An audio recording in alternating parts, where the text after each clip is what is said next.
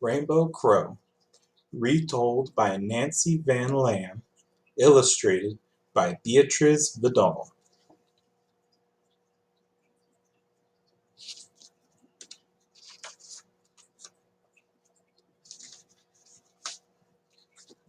Rainbow Crow, a Lenape Tale.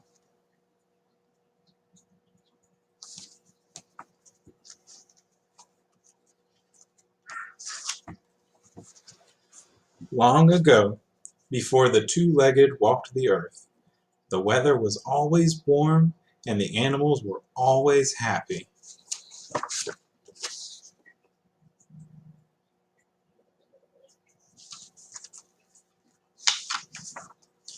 But one day, something happened to cause the earth to grow cold. Tiny crystals, glittering like diamonds, drifted down from the sky, covering earth with a sparkling softness.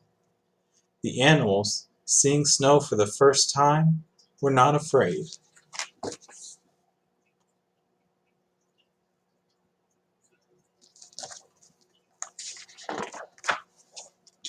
But soon the snow deepened and Moose disappeared.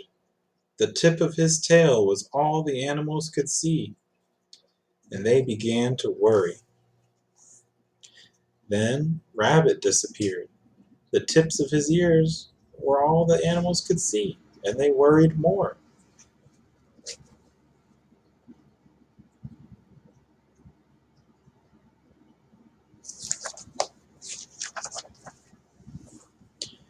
At last they gathered in a clearing deep inside the forest to talk about the weather.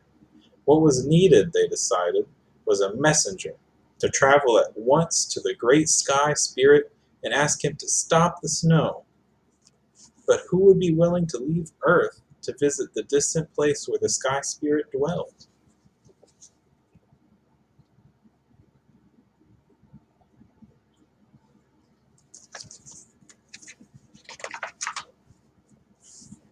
Possum said, "Owl is the wisest. Perhaps she should go."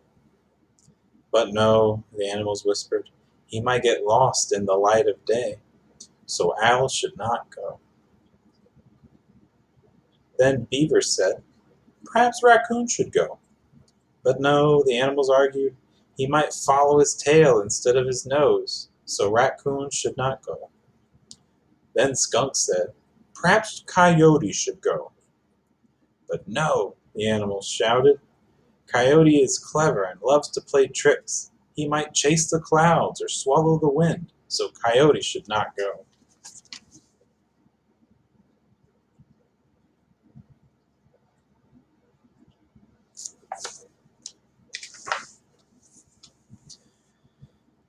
Scritcha, scritcha, screecha, scratcha.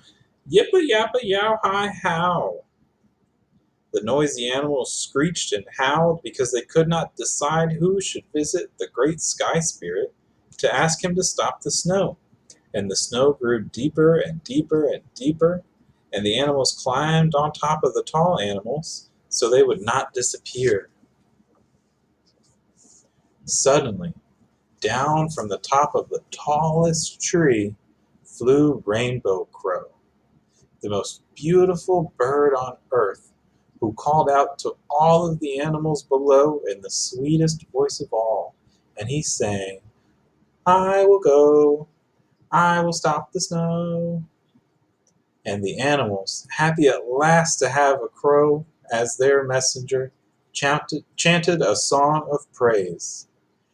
"Ay-ya, ay-ya, ay-ya, ay-ya, rain, rainbow crow, stop the snow, crow, fly the sky high, rain, rainbow crow, ay-ya, ay-ya, ay-ya, ay-ya."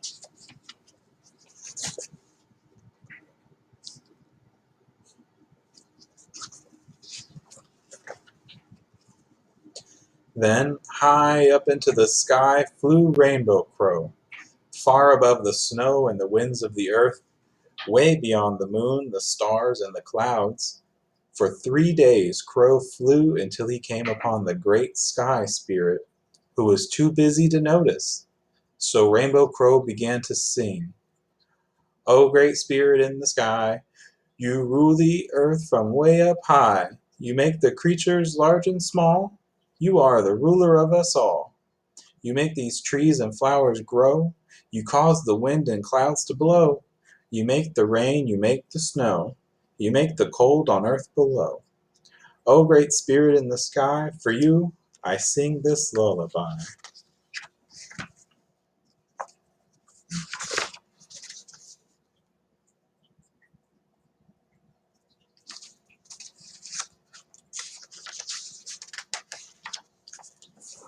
The great spirit stopped to listen.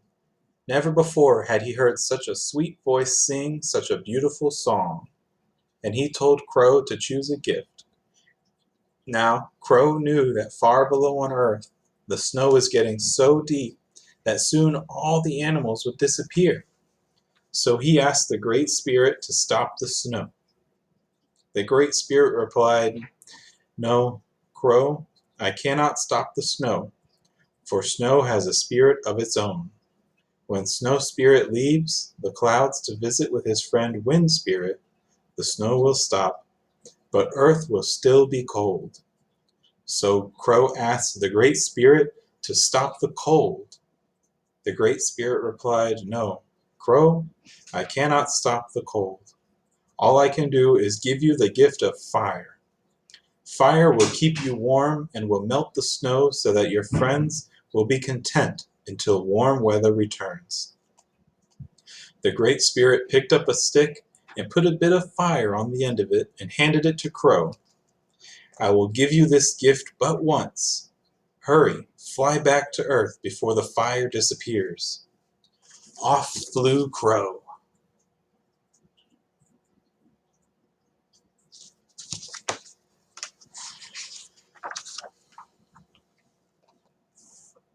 On the first day, as Crow flew down, showering sparks of fire darkened his tail feathers.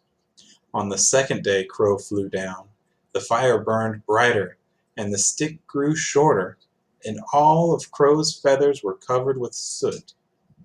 On the third day, as Crow flew down, the fire was so hot and the stick was so short that smoke and ash blew into Crow's mouth and his voice became croaked and hoarse. "Caw, caw."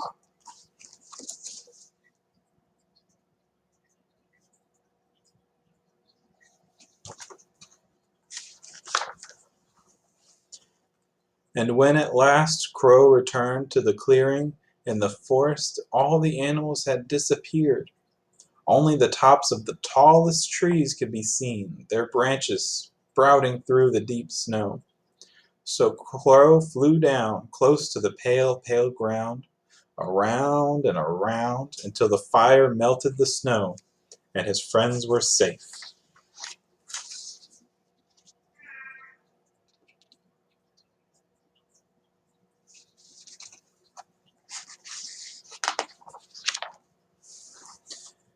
And this tiny stick of fire became the grandfather of all fires. And for this, all the animals on earth thanked Crow. They danced and chanted a song of praise. "Ay-ya, ay-ya, ay-ya, ay-ya, kind, young, brave Crow, saved us from the snow, flew to the sky high, brought back fire, now just plain Crow, no more rainbow. Ay-ya, ay-ya, ay-ya, ay-ya."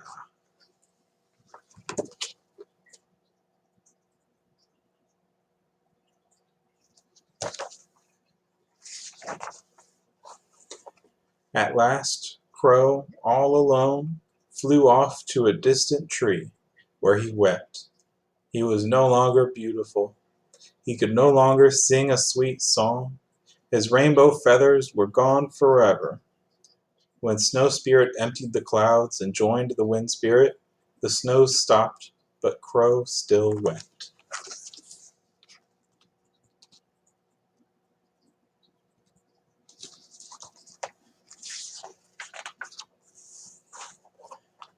The great Sky Spirit heard Crow and came down from the sky.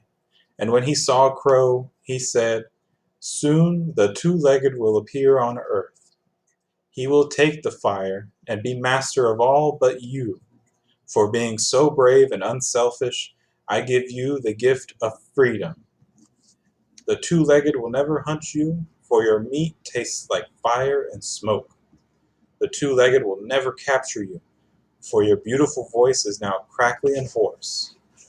The two-legged will never want your feathers, because your rainbow colors are now black. But your black feathers will shine, and they will reflect all colors on earth. If you look closely, you will see.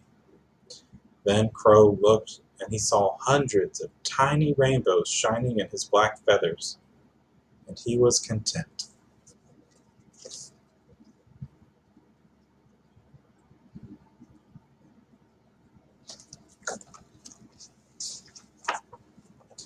The Great Spirit returned to his home in the distant sky, and Crow happily returned to his friends in the forest, proud that he was now Black Crow, with shining feathers full of tiny rainbows.